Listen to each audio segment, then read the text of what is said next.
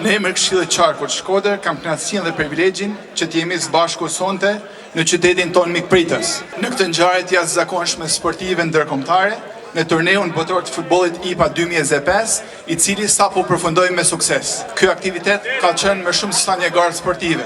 Ai u kthye një simbol të vërtetë bashkëpunimi, vazhdimi, respekti mes forcave të rëndit nga gjithë vendet e ndryshme të botës, duke përquar përmes sportit mesazhe të fuqishme, paqe, solidariteti dhe uniteti. Jemi ndjerë jashtëzakonisht krenar që Shkodra, qyteti ku lindi futbolli në Shqipëri, ka qenë këtë vit qendër aktiviteti ndërkombëtar dhe një mikpritjes i denjë për gjithë ju.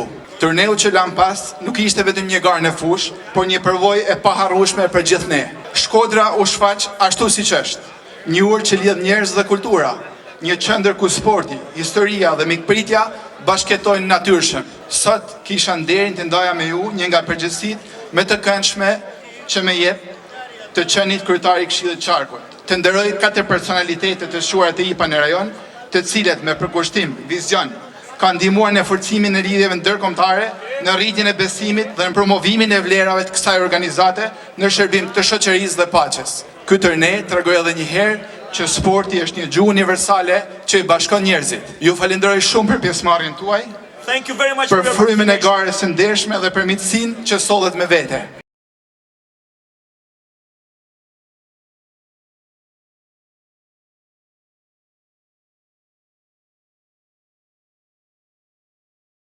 Again, for the men's team, Albania has won, so congratulations to the men's team of Albania for winning this first tournament. And I also want to mention Section UK. UK had a very successful day for women. Yesterday they won the football tournament. Today Karen Duckworth was elected for the president of IPA Section UK. So we have another lady now, which is an international president of a section.